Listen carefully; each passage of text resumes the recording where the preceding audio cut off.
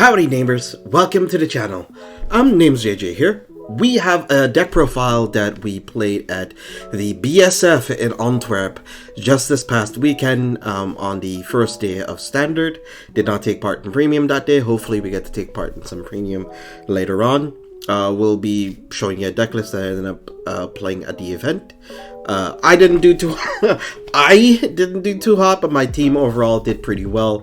My matchups were unfortunate, I think. I don't know. I'm not gonna give excuses. I'm not gonna give excuses for it. I can't cop out on any of the things that I did. Hopefully we could perform better, and hopefully you guys could perform better as well. If you guys got any additional ideas or thoughts about how you would probably want to play the list differently, I know for sure I'm gonna probably tweak this list a little bit more in the future to fit a playstyle that I like a bit more efficiently. Some things I felt, probably here I could have used some counter charge. But without further ado, let's get into the deck list. We are playing a Hexorb deck list that we ran as part of the team league, running 4 copies of Hexorb, 2 copies of Pentagleam Sorceress, 1 copy of the Tier Square for your ride deck, and 1 starter of Knight of Heavenly Bow base, because playing Hexorb makes you also a based person as well. Then we have for our grade 3 lineup, we are running the other grade 3s are running the Totine. She's the new grade 3 that we got in set 4.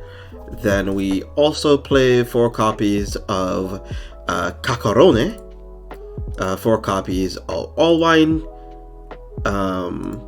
Then for our grade 1s, we run 4 copies of Laratira.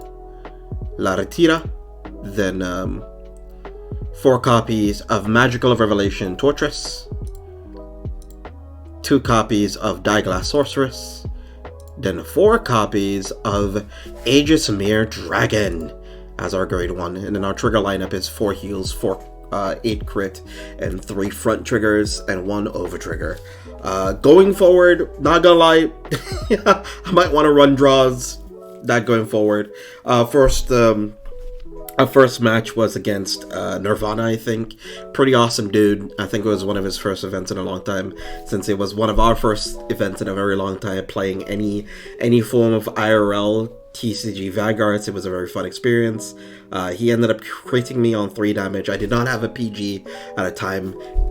You're gonna hear a very reoccurring thing during my matches rundown. Just stay with me, bear in mind. I think the round after that, we still ended up winning the match, so that was fine. One of my teammates, who was also playing the tournament for the first time, ended up clutching a lot of the matches for us, so I felt being carried that day. Felt kind of nice.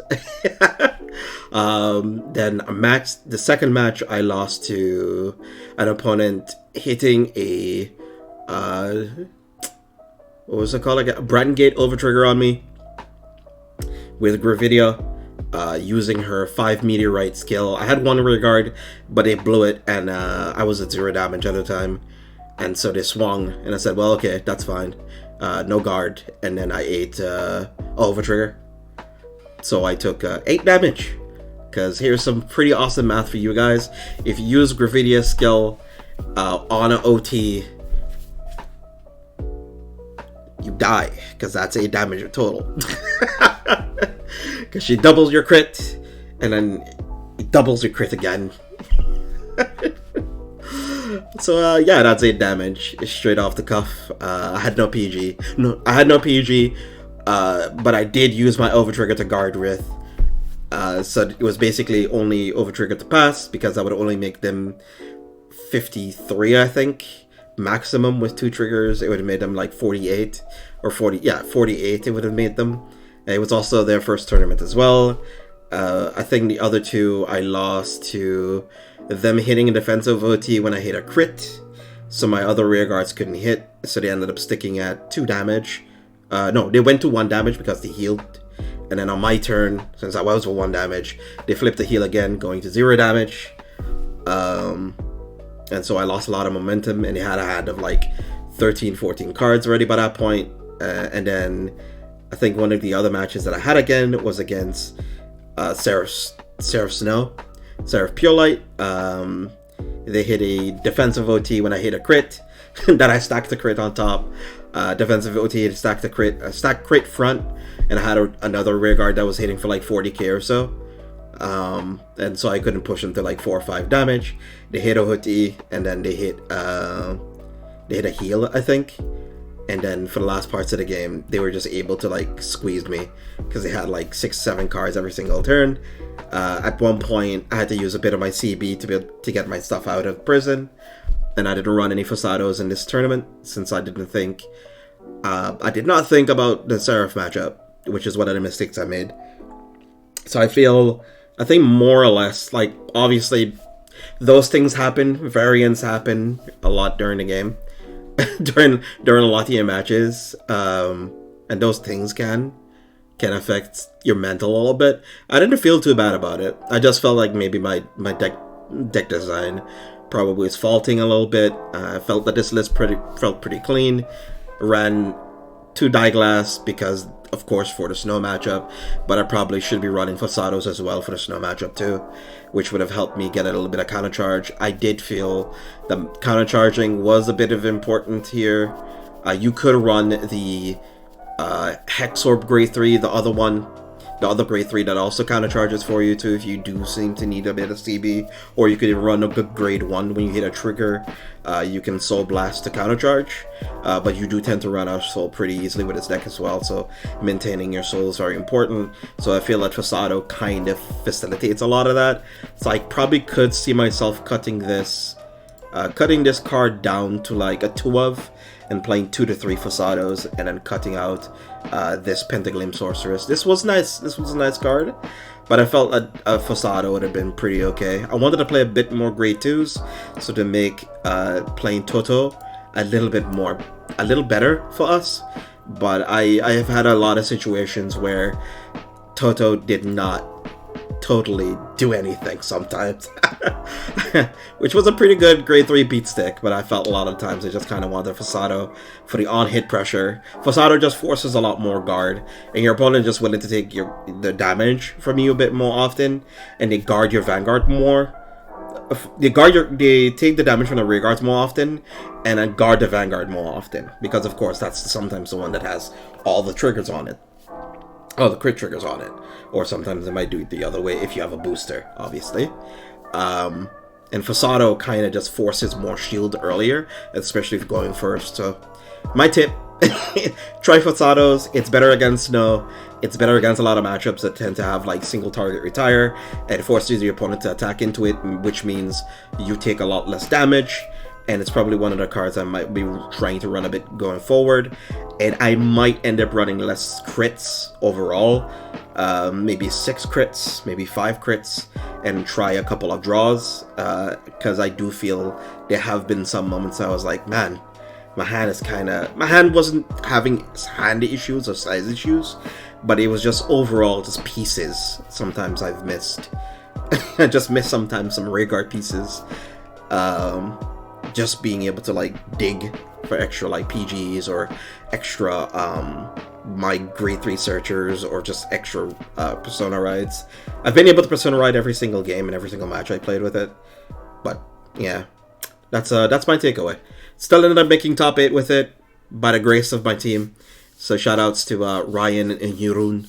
So hopefully their deck profiles could be posted on the Crushing the Meta YouTube channel, which I will be posting in the description of this video. Overall, I don't really like talking about luck or unlucky things. I personally feel there were some things during the match I possibly could have done to affect some of the matches. Maybe my mulligan could have been better. Working towards my wing conditions better. The Sarah Snow matchup, I'm trying to run through my head. Maybe I could have done something a bit differently there. There are some things you can always change.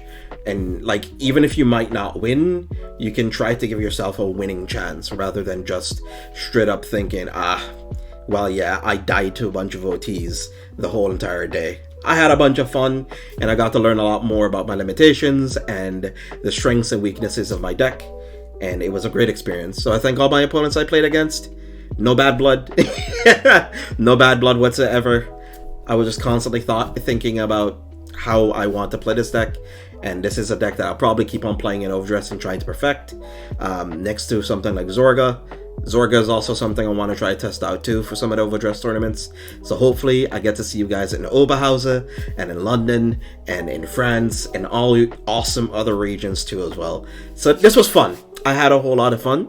So thank you guys. Thank you all for tuning in. Thank you all for watching. Keep learning, keep evolving, keep adapting, keep trying to figure out something that works for you. Because like Vanguard is a game you always evolve, always learn, always adapt. And then I hope you guys keep on doing that, okay? Take care. Bye-bye.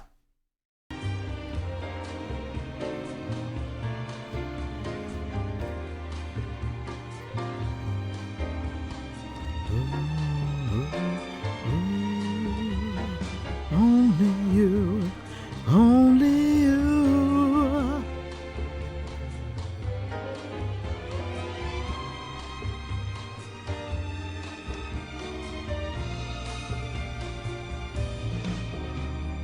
Fill my heart with song and let me sing forevermore. You are all I long for, all I worship and adore.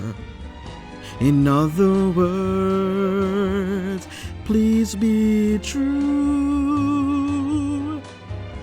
In other words, I love you. In other words,